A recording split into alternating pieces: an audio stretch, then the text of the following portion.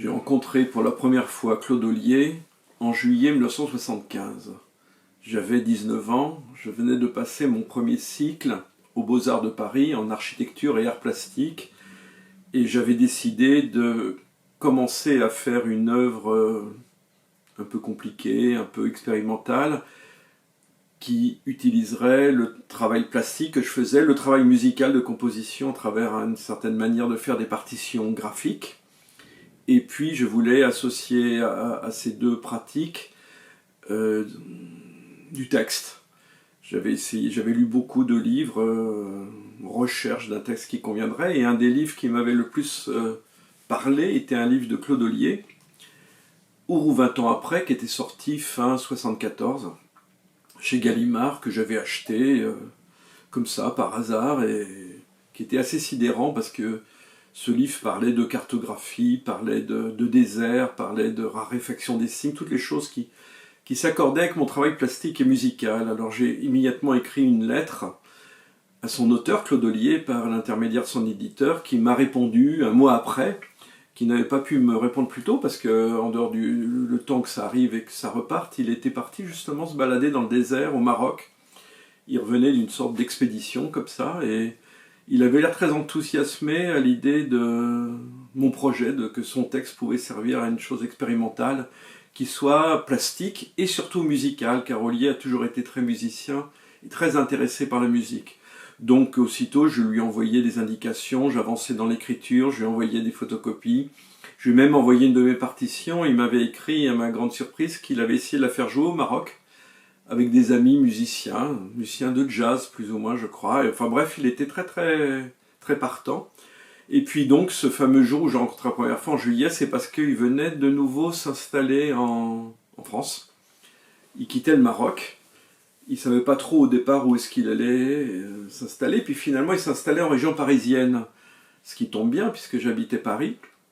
Et en plus il revenait habiter dans l'appartement où il avait passé son enfance, qui était à 2 pas de celui dans lequel j'avais passé la mienne. Ça faisait beaucoup de coïncidences. Et donc on s'est retrouvés, il m'a pas mal intimidé, mais tout de suite il m'a rendu à l'aise, il m'a mis à l'aise. Il a vu les partitions, je lui ai expliqué ce que je voulais faire, il m'a dit il faut absolument qu'on réédite ça, qu'on l'écoute. Donc je lui ai appelé l'atelier de création radiophonique de France Culture, Alain Truitard, René Farabet, et on va le faire. Et comme c'était quelqu'un d'écouté, on l'a fait, donc je suis rentré comme ça à la radio. C'est quand même un hasard assez étonnant, et d'ailleurs j'y suis resté jusqu'à la fin de ma, entre guillemets, carrière d'homme de radio. Et on est resté en lien. Au départ, il vivait avec sa petite famille, sa femme et sa fille. Et puis il s'est séparé, et il avait sa fille très souvent, pas toujours. Donc il y avait de la place dans sa maison, il avait du temps, il m'invitait à venir le voir. J'ai fait ça pendant plusieurs années, jusqu'au moment où moi-même je me suis mis en couple. Et puis au lieu de venir seul, je venais en couple, etc., etc., etc. Et on a eu une certaine proximité, c'est-à-dire que non pas qu'il allait me parler, c'est quelqu'un de secret, c'est quelqu'un de discret. Il raconte pas tout, il était capable de ne pas parler pendant longtemps, puis après de dire quelque chose. Il fallait prendre son temps. C'est pour ça qu'il fallait passer plusieurs jours avec lui, et on finissait par apprendre beaucoup de choses. Voilà. On parlait donc de tout et de n'importe quoi, essentiellement des choses de création, mais peut-être aussi de choses banales, de la nature environnante. On se baladait énormément, on parlait de tout et de rien, comme on dit. Il m'a beaucoup encouragé, après avoir compris que mon affaire musicale fonctionnait, il m'a beaucoup encouragé à écrire. Et d'ailleurs, si j'écris ce livre, ce portrait de Claude Ollier, essentiellement après sa mort, même si je l'ai commencé de son vivant, il est mort 4 ans après le début de l'écriture. D'ailleurs, j'en avais lu quelques passages, comme ça il savait que je faisais ça. C'est aussi pour dire, tu vois, j'y arrive à écrire, je vais faire des livres. Quand j'ai publié mes premiers livres, il était le premier à m'en parler, à me donner des conseils, etc. C'est donc quelqu'un qui était très... Enfin, le jour où j'ai eu l'idée de lui écrire était un jour vraiment où j'ai fait une des choses importantes de ma vie.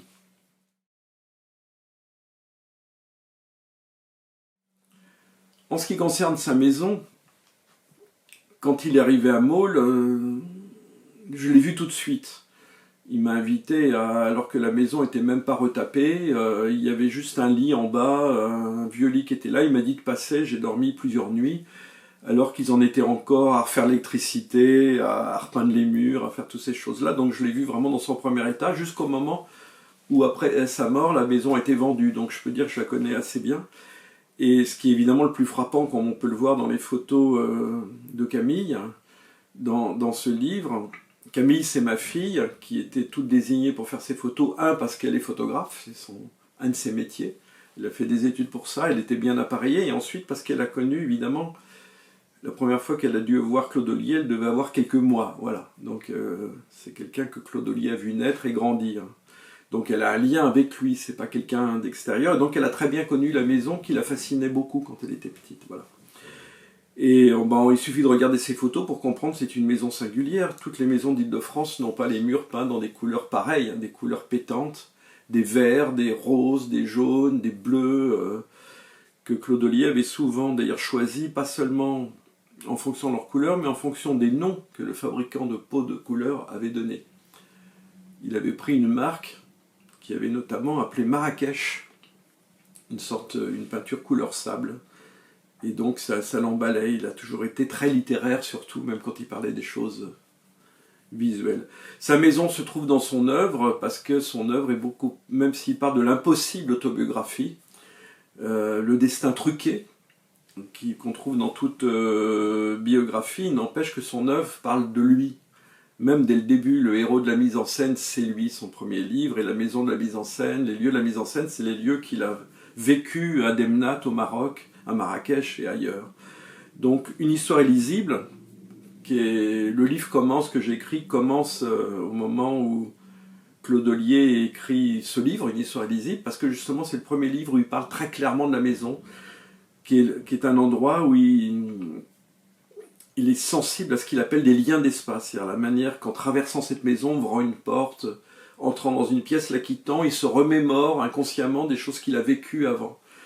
Parce qu'évidemment, si l'autobiographie ne peut pas exister d'un point de vue plat, du style il est né tel jour, il a fait ça et après il est mort, il est évident que toutes ces inscriptions biographiques se retrouvent, mais dans une sorte de labyrinthe où l'espace-temps évidemment est altéré, où les temps se superposent, où l'espace se dilate, où des lieux très éloignés se retrouvent dans le même plan. Un peu comme chez ses cinéastes favoris. Je citerai par exemple David Lynch, mais bien d'autres. Et donc, la maison est aussi le lieu où il a écrit tous ses livres à partir de Marrakech Médine. Donc ça fait quand même, à part le jeu d'enfant et ses premiers petits textes et ses critiques de cinéma, c'est une part très importante de son œuvre qui a été écrite là.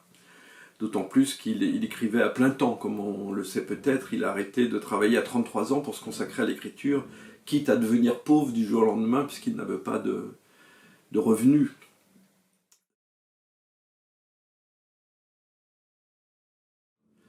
Claude Ollier est un dissident, ça c'est clair, depuis le début je l'ai toujours vu comme un dissident. Et d'ailleurs, un de ses derniers livres parus, mais qu'il a écrit au moment où le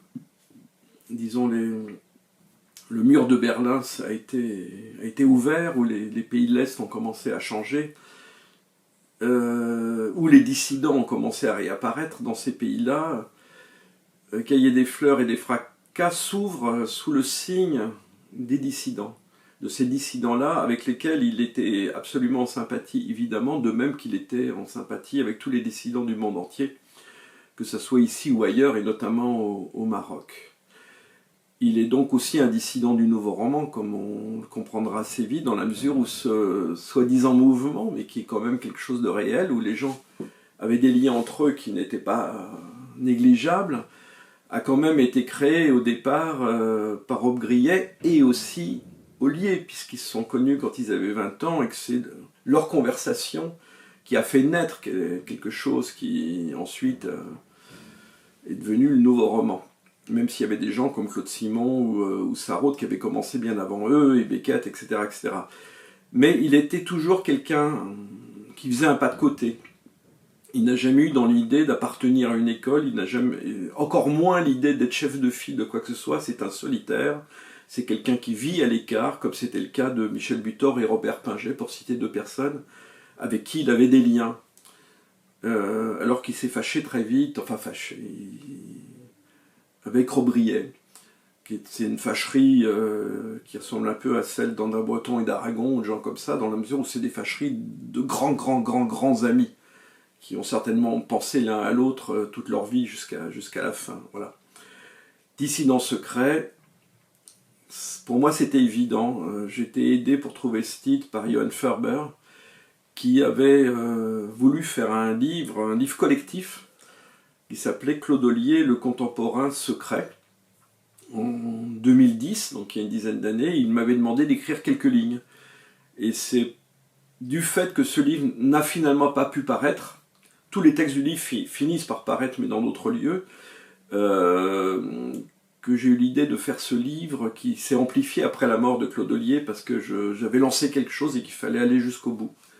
Selon un principe qui est mon principe habituel, de faire un certain nombre de chapitres. Enfin, il y a une organisation sérielle et mathématique dans ce livre qui correspond assez bien aux idées de Claude Ollier, mais qui est tout aussi secrète que Ollier pouvait l'être. Donc, le contemporain secret, moi je disais que c'est un dissident, quelqu'un qui fait des pas de côté, ça donne dissident secret. Mais le sous-titre, un portrait de Claude Ollier, est important parce qu'il s'agit réellement de faire un portrait.